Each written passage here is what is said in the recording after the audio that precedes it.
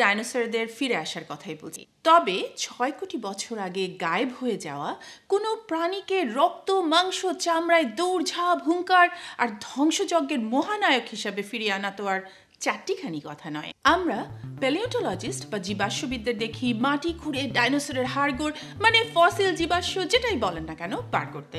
কিন্তু ধরুন Jurassic park বা জুরাসিক ওয়ার্ল্ড সিনেমায় যখন দেখি বুদ্ধিমান কোনো ভেলোসিরাপ্টর হেঁটে চলে বেড়াচ্ছে, টাইরানোসরাস রেক্স বা টি রেক্স ভীষণভাবে গর্জন করতে করতে আক্রমণ করছে, তখন তো একটু অবাক হতেই হয়।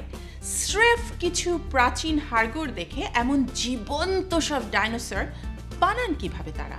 এমনই একজন তুখোর জীবাশ্মবিদ বন্ধুর সাথে আলাপ করেছি, যিনি বিজ্ঞানী হিসাবে জুরাসিক ওয়ার্ল্ডের মতো ব্লকবাস্টার সিনেমাগুলোতে ডাইনোসর বানানোর কাজ করেন। চলুন তাহলে প্রফেসর স্টুয়ার্ট সুমিডার সাথে এই ডাইনোসর বানানোর ইতিহাস এবং পর্দার পিছনে কারা কিভাবে কাজ করেন সেটা দেখে নেওয়া যাক। এখানে সেখানে ডাইনোসরদের বিশাল সব হাড়গোড়ের জীবাশ্ম দেখে মানুষ কিন্তু সেই প্রাচীনকাল থেকেই নানা রকমের জল্পনা কল্পনা করেছে।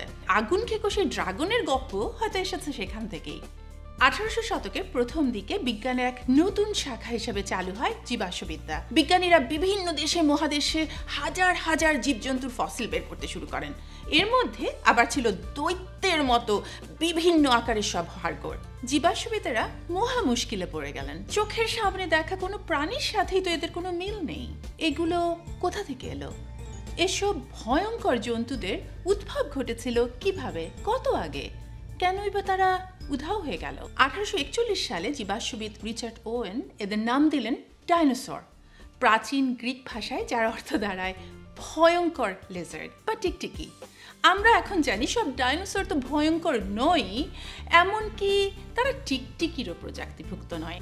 তখনকার ঔপনিবেশিক ইংল্যান্ড এই মায়াবী জানোয়ারদের কল্পনা করে রীতিমতো ক্ষেপে উঠেছিল। 1850-এর দিকে লন্ডনের ক্রিস্টাল প্যালেসে বহু কসরত করে বিশাল সব ডাইনোসরদের মূর্তি বানানো হলো। যদিও আজকে আমরা জানি যে সেগুলোরও বেশিরভাগই বৈজ্ঞানিকভাবে ভুলই ছিল। ছবির পর্দায় আমরা প্রথম যে অ্যানিমেটেড ডাইনোসরটা দেখি তার নাম হচ্ছে গার্টি। 1914 সালে আমেরিকাবাসী কমিক কার্টুনিস্ট উইন্সর ম্যাকে প্রথম সেই যুগান্তকারী অ্যানিমেশনের ধারণা দিলেন, যার মাধ্যমে পর্দায় কার্টুনের চরিত্রগুলো জীবন্ত হয়ে উঠল, ডাইনোসরেরা হাঁটতে চলতে শিখল। সিনেমা ব্যাপারটাই তখন ছিল একেবারে আনকোড়া, আর সেখানে এক চলন্ত ডাইনোসর, দর্শকেরা যেন গার্টির প্রেমে পড়ে গেল। বিখ্যাত প্যালিও আর্টিস্ট চার্লস নাইটের আঁকা অসংখ্য ডাইনোসরের ছবিও অনুপ্রাণিত করেছিল অনেককে। এই ছবিগুলো বৈজ্ঞানিকভাবে নিখুঁত না হলেও তার আঁকার স্টাইলের নতুনত্ব এবং বিচিত্র রঙের সব বাহার ডাইনোসরদের জনপ্রিয় করে তুলেছিল। তার আঁকা ডাইনোসরের ছবির মধ্যেই প্রথম কিন্তু আধুনিক বিজ্ঞানের জ্ঞান এবং অ্যানাটমির প্রভাব দেখা যেতে শুরু করে। এরপর ফাস্ট ফরওয়ার্ড করুন 25 বছর, বাজারে এলো ডিজনির সিনেমা ফ্যান্টাসিয়া। সে সময়ের কিংবদন্তির মতো অ্যানিমেশনগুলো প্রযুক্তিগত দিক থেকে যেন বিপ্লব ঘটিয়ে দিয়েছিল। কিন্তু দাঁড়ান, নরম সরম স্লথ গতিতে চলা সেই কার্টুনের মতো গার্টি বা এমনকি ফ্যান্টাসিয়া থেকে আজকের দিনের জুরাসিক পার্ক বা জুরাসিক ওয়ার্ল্ডের মতো বুদ্ধিমান, ক্ষিপ্র গতিসম্পন্ন হিংস্র ডাইনোসরদের বিবর্তন ঘটল কিভাবে? সেখানে ডাইনোসরেরা যে এত বুদ্ধিমান, তারা দ্রুত গতিতে চলাফেরা করতে পারে, আক্রমণ করতে পারে, পালাতে পারে, এর পিছনে রয়েছে 20-এর দশকের বিজ্ঞান, প্রযুক্তি এবং শিল্পের অবিশ্বাস্য অগ্রগতি এবং পারস্পরিক সহযোগিতা।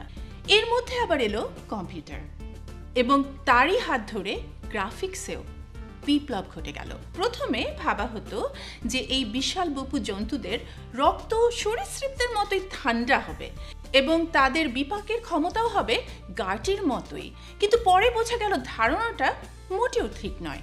60-এর দশক থেকেই জীবাশ্মবিদ জন অস্ট্রম এবং তার ছাত্র রব ব্যাকার প্রকল্প দিতে শুরু করলেন যে ডাইনোসরেরা সম্পূর্ণভাবে বিলুপ্ত হয়ে যায়নি।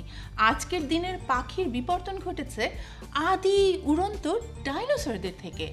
তারা যে শুধু দ্রুতগতি সম্পন্ন ছিল তাই নয়, তাদের শিকারী পাখির মতোই দলবদ্ধ হয়ে চলাফেরা করারও ক্ষমতা ছিল।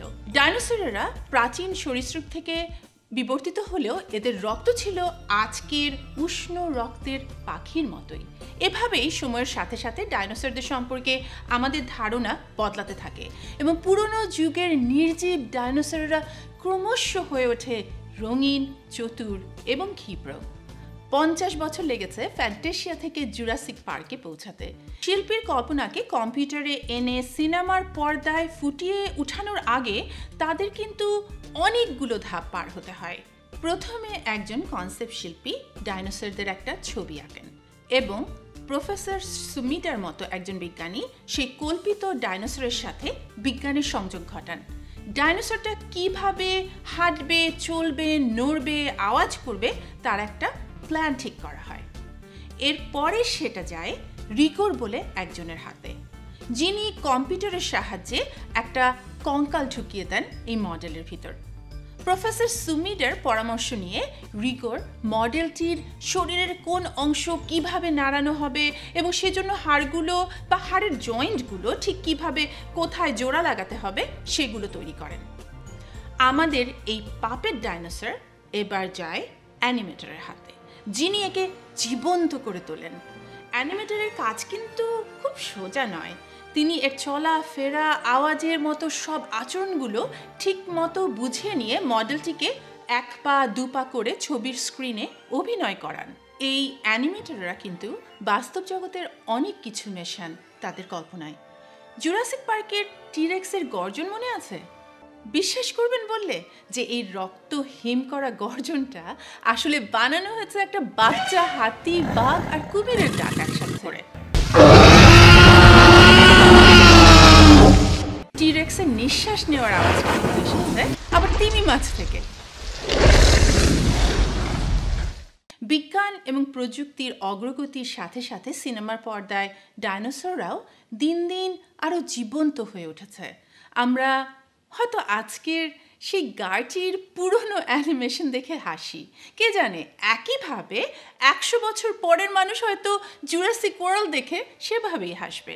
তবে এই প্রাগৈতিহাসিক ডাইনোসররা শিল্পী, চলচ্চিত্র নির্মাতা, বিজ্ঞানী থেকে শুরু করে আপনার আমার মতো সাধারণ দর্শকদের কল্পনাতে যেভাবে জায়গা করে নিয়েছে তা হয়তো বদলাবে না কোনোদিন।